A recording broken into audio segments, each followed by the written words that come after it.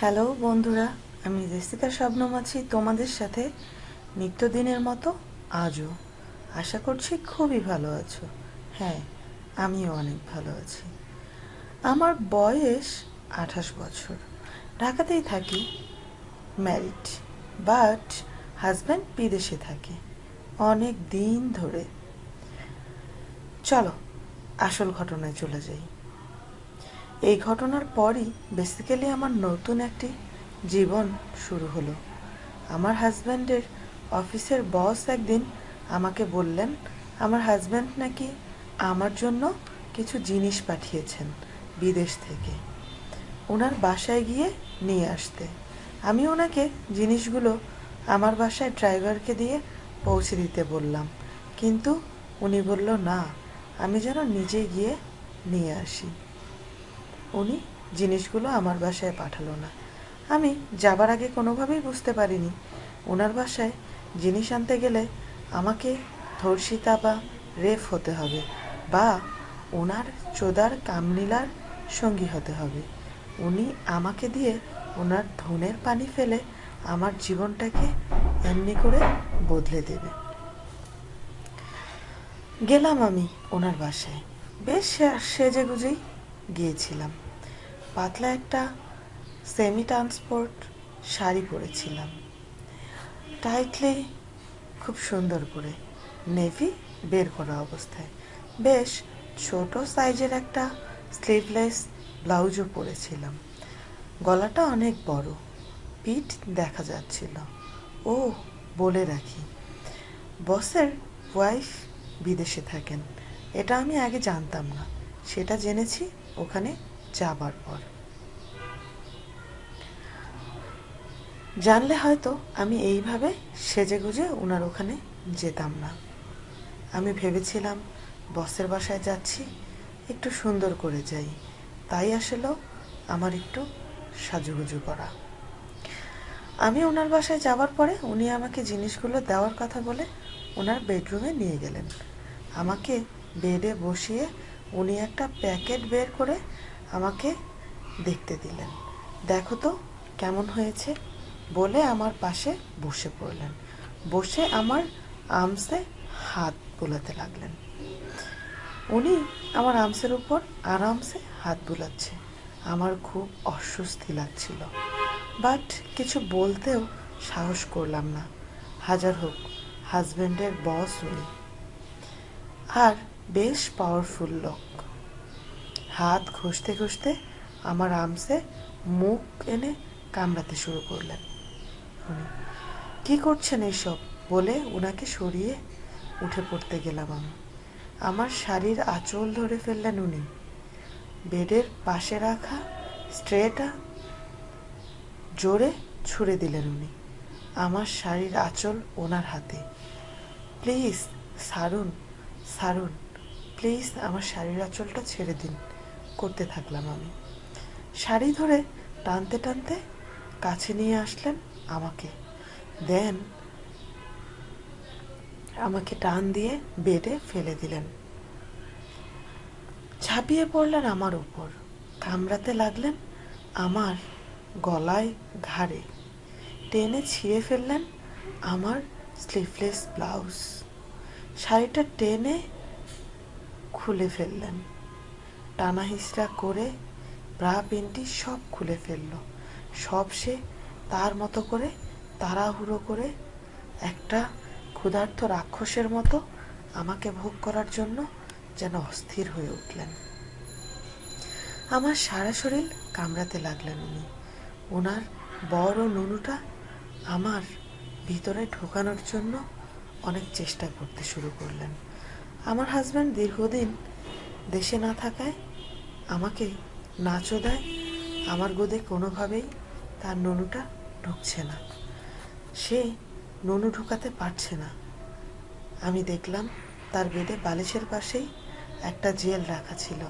সে সেখান থেকে জেলটা নিয়ে কোনো রকম খুলে হাতের মধ্যে অনেকখানি জেল নিয়ে আমার গুদের উপর মেখে দিলেন, আর কিছুটা তার নুনুতে মেখে নিলেন। খুব তাড়াহুড়া করে আমার গুদের মধ্যে তার ননুটা ঢুকিয়ে দিয়ে চোদা শুরু করলেন। আমি অনেকদিন চোদা না খাওয়ায় ব্যথায় চিৎকার করতে থাকলাম, কিন্তু কোনো লাভ হলো না। উনি প্রায় 2 ঘন্টা ধরে ইচ্ছা মতো আমাকে চুপতে লাগলেন। সে আমাকে উল্টিয়ে পাল্টিয়ে চুচ্ছে।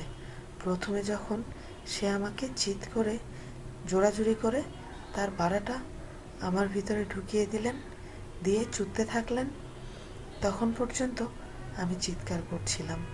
তারপরে উনি যখন আমাকে উপর করে শুয়ে পিছন দিক থেকে ওনার ননুটা আমার গুদে ঢুকিয়ে দিলেন, তখন আমার চোখ দিয়ে পানি পড়ছিল। আমি আমার স্বামী ছাড়া আর কারো চোদা খাইনি। এই লোকটার চোদা খেতে আমার কোনোভাবেই ভালো লাগছে না। আমি শুধু মনে প্রাণে আমার স্বামীকে মিস করতে থাকলাম, কিন্তু কোনো লাভ নেই। কোনোভাবে সে আমাকে ছাড়ছে না। ইচ্ছা মতো চুদতেই থাকলেন। কামড়ে কামড়ে আমার পিঠ থেকে শুরু করে আমার সারা শরীর লাল করে দিলেন। চুদে চুদে আমার গুদ পুরা ব্যথা করে দিলেন। ধর্ষণ করলেন আমাকে। ইচ্ছা মতো জোরে চুদতে থাকলেন। আমি কিছু বুঝে ওঠার আগেই ক্যামেরা দিয়ে কিছু ছবি তুলে ফেললেন। ওনার ধন এত বড়, আর অনিচ্ছা শর্তে আমাকে চুদাতে আমি পুরো দুর্বল হয়ে গিয়েছিলাম। কোনোভাবে উঠতেই পারছিলাম না। ক্যাম দিয়ে কিছু ছবি তুলে সে আমার নগ্ন ন্যাকেট ছবিগুলো তার কাছে রেখে দিলেন। তারপরে কিছু জামা কাপড় বের করে ছুঁড়ে দিয়ে দিলেন আমার দিকে, আর বললেন, এগুলো পরে নাও। আমি ওগুলো পরে সেদিনের মতো চলে আসলাম। আর তারপর থেকে আমার জীবন পুরো বদলে গেল। যখন ইচ্ছে হতো আমাকে ডেকে পাঠাতো, আমাকে তার বাসায় যেতে হতো তার সাথে চোদাচুদি করার জন্য। আমার সেই ন্যাকেট পিকগুলো ছিল তার কাছে। আর আমার হাজব্যান্ড তার চাকরি করে। সে আমার হাজব্যান্ডের বস। তার অনেক পাওয়ার। সে খুব প্রভাবশালী লোক। না শুনে কই যাব আমি? কিচ্ছু বুঝে উঠতে পারছিলাম না। যখন ইচ্ছে বাসায় ডেকে নিয়ে আমাকে ভোগ করত। মাঝে মধ্যে সে ড্রিঙ্ক অবস্থায় ফ্রেন্ডদের নিয়ে আমার বাসায় চলে আসতো। সারা রাত ধরে সবাই মিলে ভোগ করত আমাকে। অফিসের পার্টিতেও যেতে হতো আমাকে প্রায়। সেখানে সবাই মিলে সারা রাত ধরে আমাকে গুদ ফাটিয়ে চুদত। আমাকে তাদের সাথে অনিচ্ছা সত্ত্বেও ফুর্তি করতে হতো। আমি যেন বাধ্য হয়ে গেছিলাম। চুদতে চুদতে ব্যথা করে দিত আমার গুদ, কামড়ে লাল করে দিত আমার পুরা শরীর। মাঝে মাঝে ক্লায়েন্টদের কাছেও পাঠিয়ে দিত আমাকে, তাদের এন্টারটেইন করতে। এই কষ্টগুলো থেকে বুঝতে পারছিলাম বস ইচ্ছে করেই আমার স্বামীটাকে বিদেশে নিয়ে গেছিল, যেন আমাকে এমনি করে সবার কাছে ভোগের সামগ্রী করতে পারে। এই তো এইভাবেই চলছিল আমার জীবন। প্রায় সে আমাকে এমনি করে মানুষের কাছে এবং নিজে ভোগের পাত্রী করে তুলেছিল। অনেকবার রেপও হয়েছি আমি। যখন আমার কোনোভাবে ইচ্ছা করতো না চোদা খেতে, তখনও জোর করে তারা সবাই মিলে আমার হাত পা এক একজন এক এক দিকে টেনে ধরে আমার থাইয়ে ইঞ্জেকশন দিয়ে আমার গুদের মধ্যে ধন ঢুকিয়ে চুদত। জানি না কি মজা পেত এমনি করে চুদে, তবে আমাকে এমনি করেই চুদে চুদে আমার জীবনটাকে পুরা একেবারেই স্বাভাবিক জীবনের বাইরে নিয়ে গেল। বদলে দিল জীবনটা, একেবারেই শেষ করে দিল আমাকে। বন্ধুরা, গল্পটি পাঠিয়েছে আমার এক মেয়ে বন্ধু। সে আমাকে অনেক রিকোয়েস্ট করেছে গল্পটি বলার জন্য, এবং তার নামটা যেন আমি না বলি। এই জন্য আমি আশা করছি তোমাদের গল্পটি ভালো লাগবে। তবে এরকম সিচুয়েশন কিন্তু অহরহই হয়ে থাকে। ছেলে বন্ধুরা, তোমরাও কোনো মেয়েদেরকে এমনি করে বাধ্য করো না। আর মেয়েরা তো আসলেও একটু অবলা, মেয়েদেরকে আসলেও একটু স্যাক্রিফাইস করো। আর মেয়েরাও এমন উল্টাপাল্টা সব ড্রেস পরে চলাফেরা করে, তাতে অবশ্য ছেলেদেরও আর মাথা ঠিক থাকে না। যাই হোক, ধন্যবাদ সবাইকে।